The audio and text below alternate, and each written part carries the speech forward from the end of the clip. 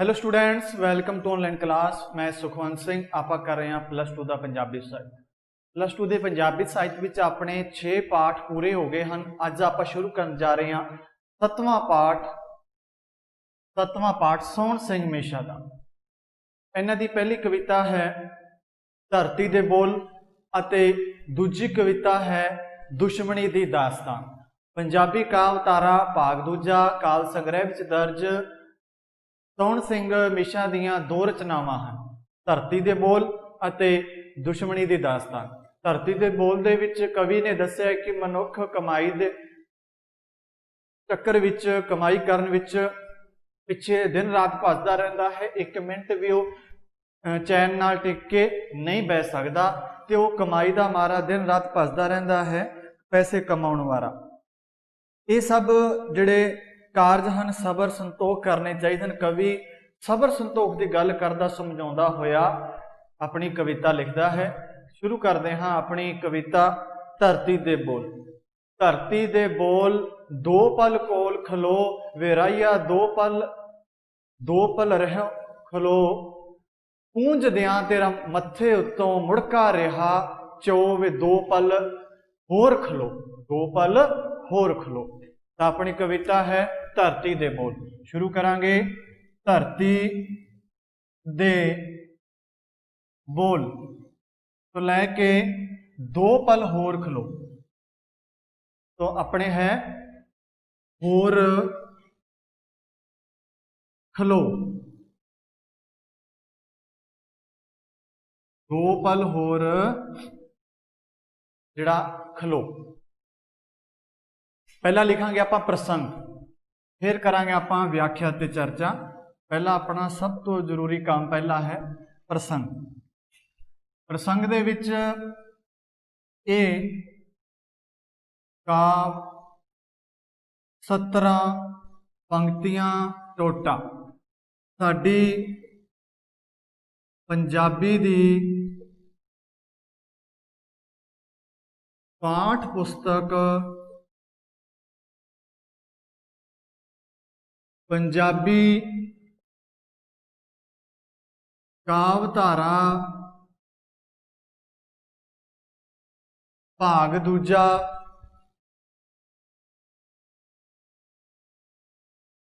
काव संग्रह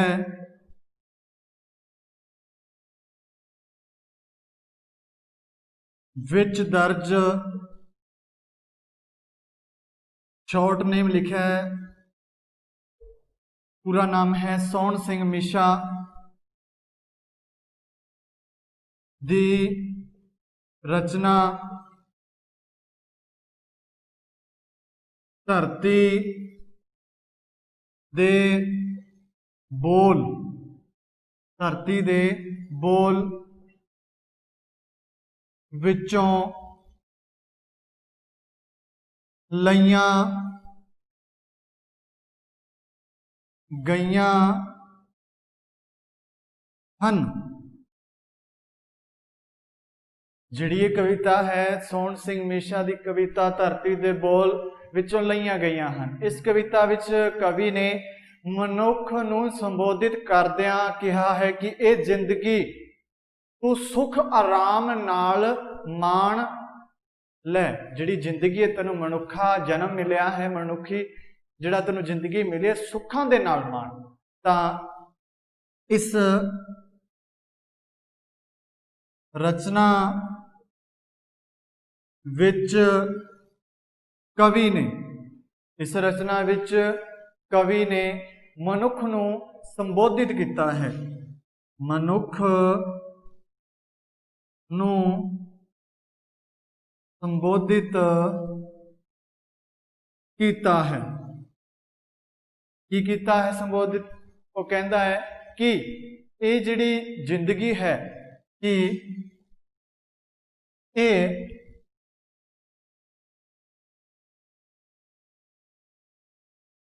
जिंदगी जिहड़ी तैनूं जिंदगी मिली है इसनूं तू सुख आराम नाल माण लै। जिंदगी सुख आराम नाल माण लै। मान लै भाव इस जिंदगी का आनंद लै, इनू किस काम ला, एवें कम्मां धंधियां दे विच भज्जिया ना फिर, इहदा सुख भी लै। तां धरती दे बोल दो पल कोल खलो वे राहिया, दो पल होर खलो पूंज दियां तेरे मत्थे उत्ते मुड़का रहा है चो, दो पल होर खलो। हुण गल करांगे आपां व्याख्या दी। व्याख्या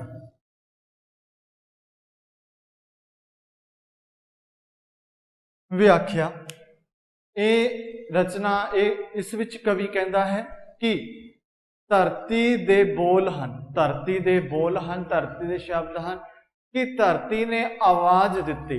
बोल दा भाव धरती ने की दिती? आवाज दिती कि तू 2 मिनट, 2 पल भाव 2 मिनट उस दे कोल खड़ जा, उस दे कोल खड़ा हो जा। किसनू? राही नू। हे राह च जांदे मुसाफिर उस कोल खलो जा, तैनू बहुत ज्यादा पसीना आउंदा है, मैं तेरे पसीने नू पूंज दियां, तेरे मुड़के नू पूंज दियां, तू इस धरती ते खड़ा हो के साह लै ला ते थोड़ी देर खलो, खड़ा हो जा, थोड़ी देर रुक जा, साह लै ले। धरती का भाव जमीन, बोल का भाव बोलना शब्द, दो पल का भाव है 2 मिनट, कोल का भाव कोले जा नेड़े, खलो का भाव है रुकदा या रुकना, खलो जा। राहिया भाव रस्ते विच जाण वाला मुसाफिर, पूंज दियां भाव पूंजना साफ करना, मुड़के का भाव मसी जिहड़ा पसीना, 14 भाव चौना टपक रहा है। तो धरती बोलदे, धरती दे शब्द है, धरती ने आवाज दिती। की आवाज दिती? कहंदी वे राहिया तू 2 मिनट तक खलो जा, में खड़ जा। हे राह च जाण वाले मुसाफिर कोल, जिहड़े राह च जांदे मुसाफिर उस कोल खड़ा हो जा, तैनू बहुत ज्यादा मुड़का पसीना आउंदा है ते तेरा मुड़का या पसीना मैं पूंज दियां, तू इस धरती दे ते खड़ा हो के साह लै ला, थोड़ी देर खड़ा हो, थोड़ी देर रुक जा।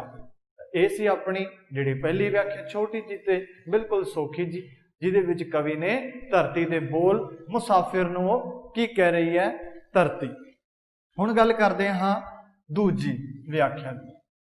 हुण गल करदे हां दूजी व्याख्या दी। दूजी व्याख्या है 10 खां बीबा, 10 खां बीबा, 10 खां बीबा तो लैके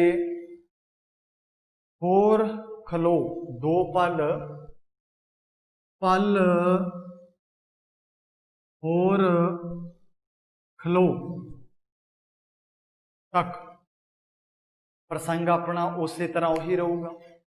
तां 10 खां बीबा कादी जल्दी, खिच है तैनू किस मंजिल दी, किस वादे तो डरदा है तू, देर ना हो जावे 2 पल खलो। 10 खां बीबा कादी काली, 10 भाव कह दे, बीबा दा भाव हे प्यारे मुसाफिर, कादी दा भाव है किस दी तैनू जल्दबाजी है, खिच दा भाव जो तैनू आकर्षित कर रही है, मंजिल दा भाव किस काम ते किस उद्देश्य लई, जिहड़ा तू वादा भाव भरोसा। कवि कहता है कि हे प्यारे केड़ी गल है, मुसाफिर कह रही हे प्यारे, हे प्यारे मुसाफिर केड़ी गल है जो तू जल्दी जल्दी जा रहा है, ते तैनू इन्नी काली क्यों है, कि तू इन्नी काली विच क्यों है, तू तैनू इन्नी कादी काली लगी पई है, तू काली विच है, किस मंजिल दी तलाश है तैनू, किस मंजिल दी तलाश विच तू इन्नी काली काली जा रहा है, जिस लई तू साह भी नहीं लै रहा, तू साह भी नहीं लेंदा, इन्नी किन्नी को तैनू काली है। किस दे नाल तू किसे नाल तू किहड़ा वादा कीता है जिहड़ा तू इन्नी काली काली विच तुरिया जा रहा है, जिस तू डर के सहम के तू भज्या जा रहा है।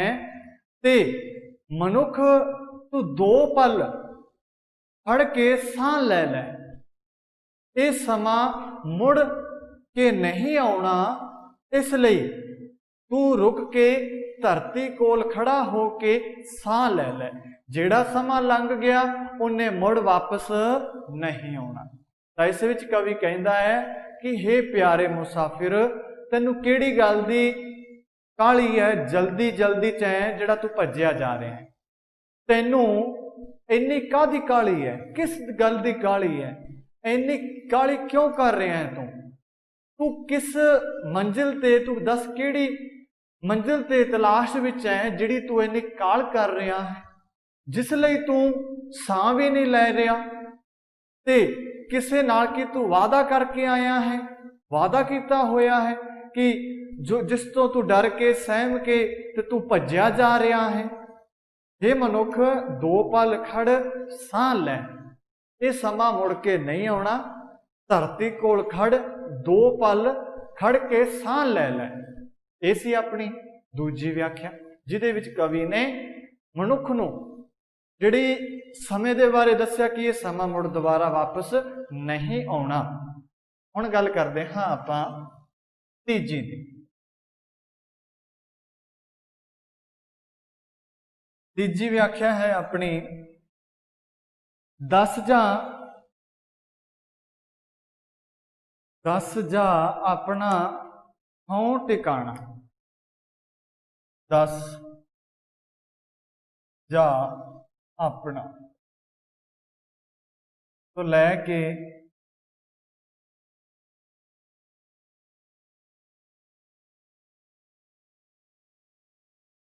होर खलो।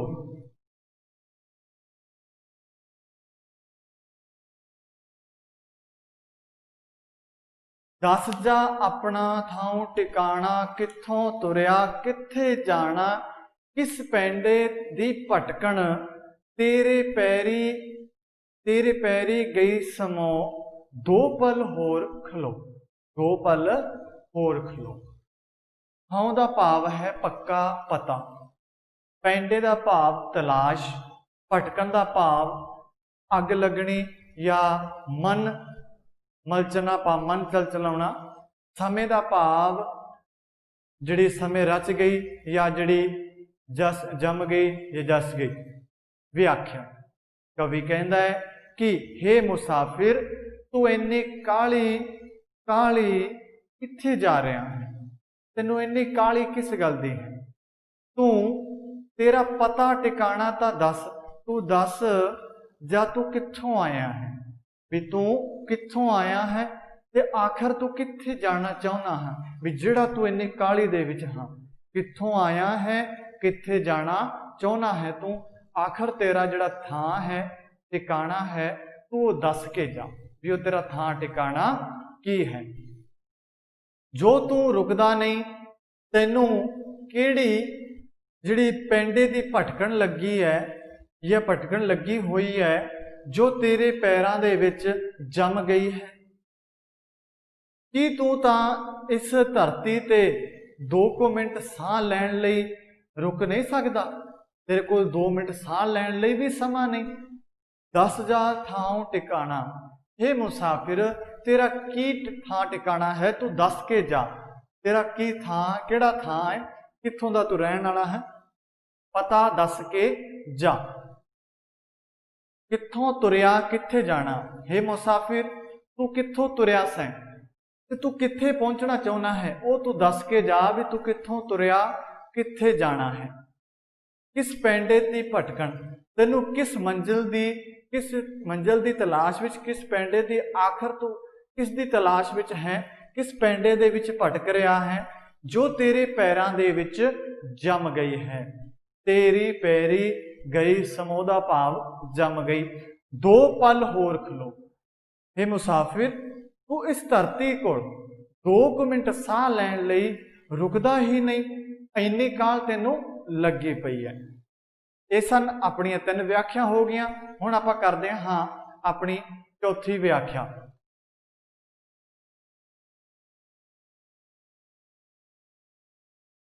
चौथी व्याख्या, तक लै महक दियां गुलजारां,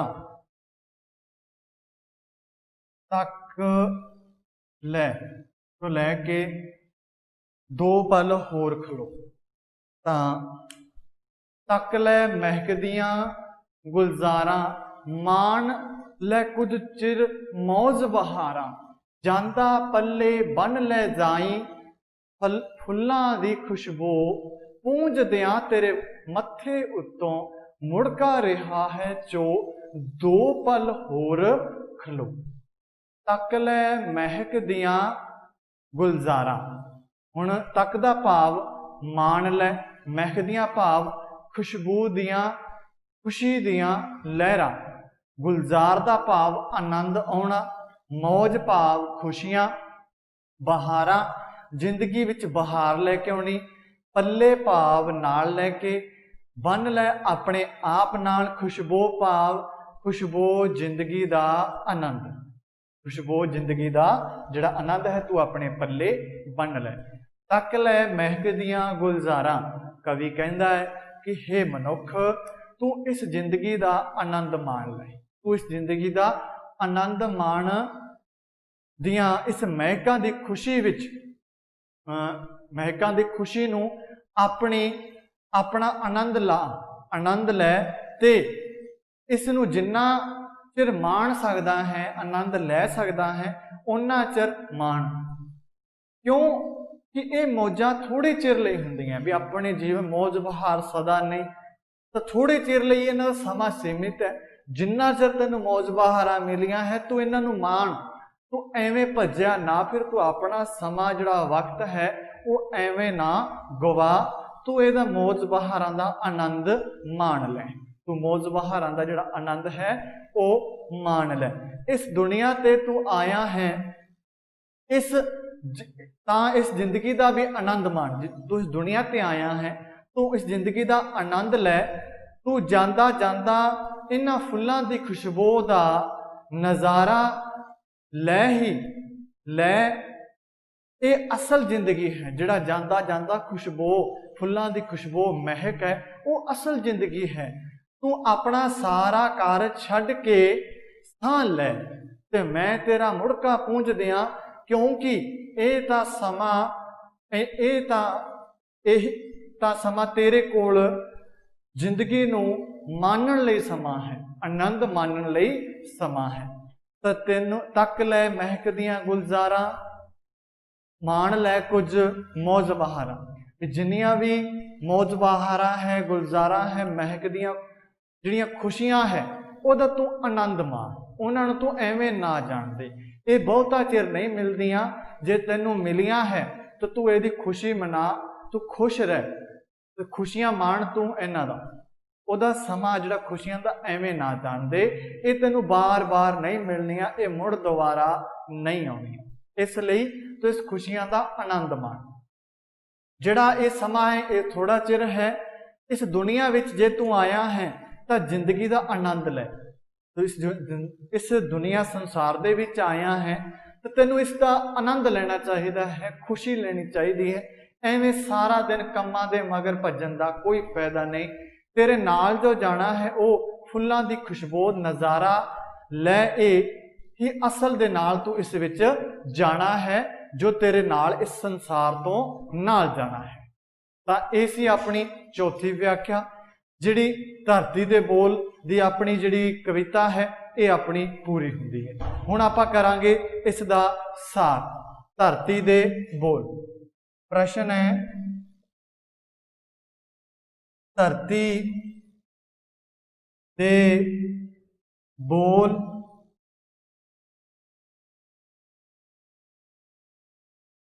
कविता दा सार अपने शब्दां ਵਿੱਚ ਲਿਖੋ। ਧਰਤੀ ਦੇ ਬੋਲ।